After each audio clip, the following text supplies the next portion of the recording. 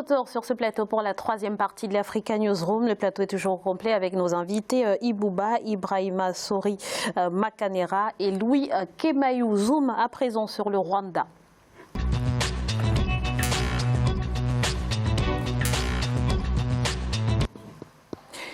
Comment mieux se soigner lorsqu'on habite dans une région isolée? Comment avoir accès à un spécialiste sans avoir à parcourir des kilomètres? Eh bien, une solution a été proposée au Rwanda par la start-up Babil, découverte dans ce reportage de Fraterne Ndakayisenga, notre correspondant à Kigali.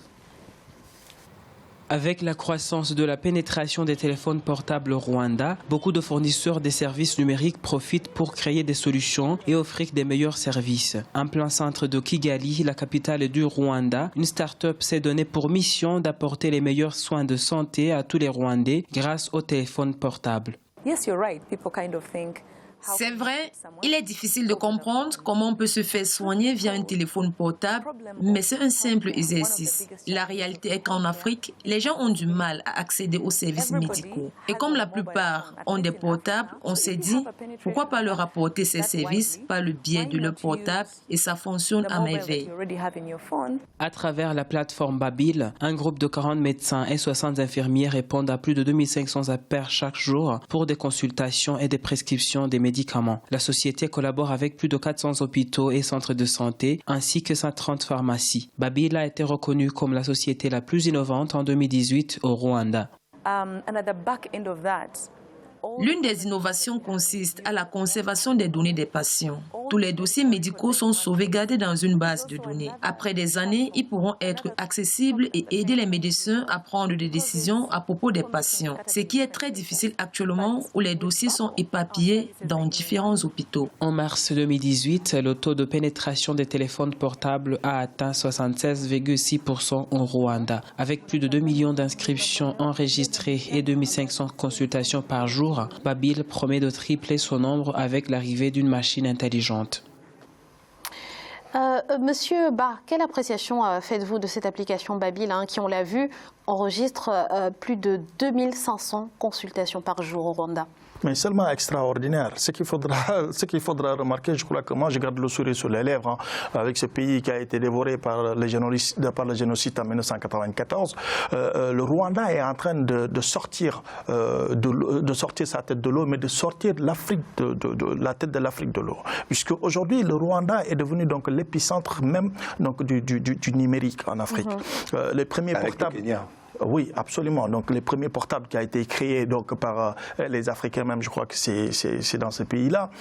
Aujourd'hui, si les startups, donc avec les startups que vous voyez en Europe, si ça puisse se développer comme ça, d'une manière très simple au Rwanda, je crois que c'est à saluer et que les Africains ont aujourd'hui intérêt à copie conforme sur ce pays qui est le Rwanda.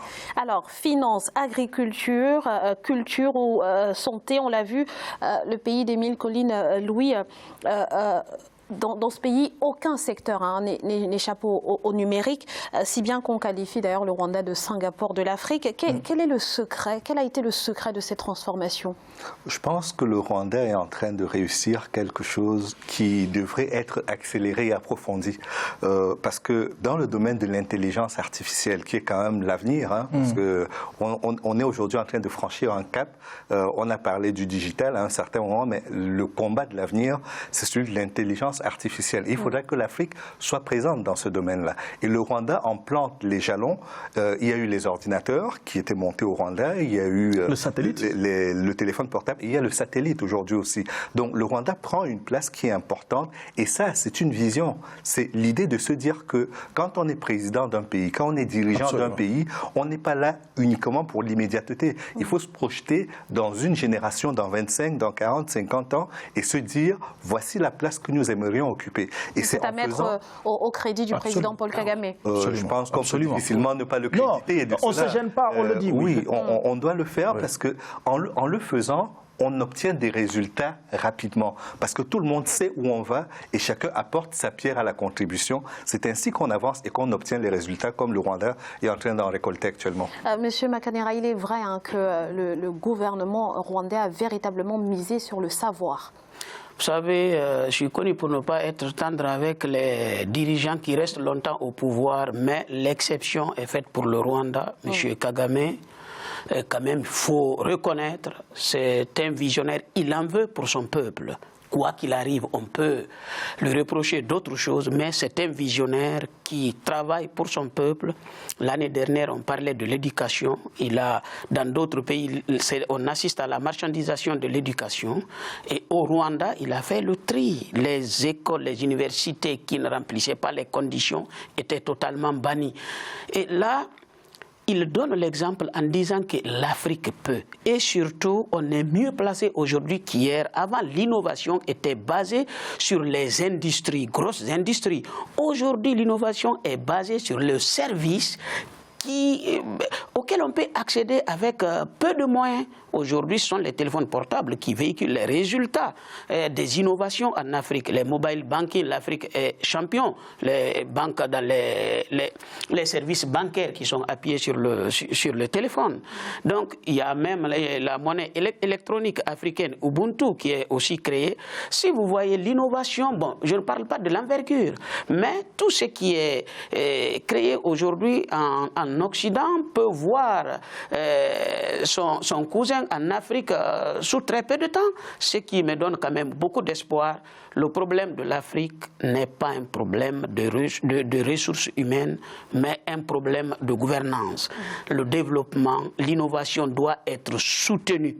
Et c'est ce qui manque aux Africains. Alors, problème de gouvernance et peut-être aussi un manque de volonté politique, hein, puisqu'on a vu effectivement que l'OMS a pointé du doigt il y a plusieurs mois la nécessité de développer le secteur de l'e-santé pour une couverture sanitaire universelle. Mais à quelques exceptions près, on ne voit pas beaucoup d'avancées, Louis. Non, mais on ne peut pas tout obtenir d'un seul coup. Même, enfin, peu importe le pays, aucun pays ne s'est construit en un seul jour. On peut du moins lancer les processus. Ce qui est nécessaire, c'est d'entamer et surtout d'avoir une volonté farouche d'aller au bout de ce que l'on a commencé. Et dans ce cas de figure, je voudrais juste rappeler que la plupart des pays africains, sans vouloir les disculper de ce qui fait leur responsabilité là-dedans, ont été sous ajustement structurel. Et ça, c'est la rigueur dans la gestion qui va jusqu'à la ceinture serrée sur le dernier cran. Et donc, l'État a dû être absent de beaucoup de secteurs, y compris dans celui de l'éducation, y compris dans celui de la santé, qui sont quand même des secteurs vitaux. Et donc, progressivement, l'État reprend sa place dans ces secteurs-là. Ça prendra le temps que ça prendra, mais j'espère que la volonté politique sera suffisamment forte pour que l'engagement de l'État soit le plus fort et produise le plus grand nombre de résultats le plus rapidement possible. Monsieur Ba. Oui, je crois que ce qu'a dit Kamayou est tout à fait exact. Je voudrais juste ajouter que cela sous-entend effectivement donc toujours cette indépendance donc du continent africain. Ne serait-ce, vous avez parlé de Paul Kagame, il faut le dire, c'est bien sûr lui donc, qui a à la tête de tout cela, hein, avec toutes ces idées émancipatrices. Hein, c'est lui qui les aimait, qui les accouche. Le Rwanda a pu quand même montrer l'exemple. Maintenant, c'est un exemple à suivre. Il n'y a pas de complexe pour les autres pays africains. Et pour l'Union africaine, il faut essayer de le suivre. Parce que même sur le point de la propreté, on sait que le Rwanda, aujourd'hui, c'est la ville la plus propre de l'Afrique. Alors, donc, je crois que les start-up qui viennent, tout ce qu'on voit en Europe aujourd'hui, on voit cela se développer au Rwanda. Si on le laisse faire, exactement, c'est juste là le fond du problème. Parce que cette petite phrase donc, qui me réveille un tout petit peu à la conscience donc, de mon collègue qui venait de me dire, Ibrahima, qui me disait effectivement qu'il a lu quelque part quand on disait que les Européens, les Français plutôt disaient, ou sinon les Européens disaient que l'avenir de l'Europe, c'est bien sûr l'Afrique. Donc ça, ça sous-entend beaucoup de choses. Je crois qu'aujourd'hui, les Africains ne doivent pas être complexés. Les Africains doivent s'unir autour de ce Rwanda-là et voir l'exemple de Paul Kagame là. On n'a pas à avoir honte. Mais l'idée, ce n'est pas juste de considérer qu'on est l'avenir ou d'être fier quand on dit que nous sommes l'avenir. Nous sommes le présent. Nous sommes le présent parce que toutes les composantes qui sont utilisées pour faire les matériaux et des téléphones portables et des avions et de toutes ces nouvelles technologies sont en Afrique. Donc nous sommes déjà le présent. Et le drame, c'est que nous ne voulons pas assumer ce rôle d'être le présent et l'avenir du exactement. monde. Donc, mais c'est ce que Kagame est en train d'interpeller plus d'un en Afrique aujourd'hui. Donc vis-à-vis de ces réalisations qu'il est en train de réaliser. Il veut montrer à la face de l'Afrique que c'est possible et que ces Africains-là ont tout ce qu'il faut pour avoir un devenir positif. C'est ce qu'il faut comprendre. Oui, bien sûr. Et maintenant, pour cela, il faut le mettre aussi dans la tête des universitaires, dans la tête de la population africaine, qu'aujourd'hui, ce qui est capable donc, au Rwanda est capable peut se faire au Sénégal, peut se faire en Côte d'Ivoire, peut se faire au Ghana. Ça se fait d'ailleurs au Ghana.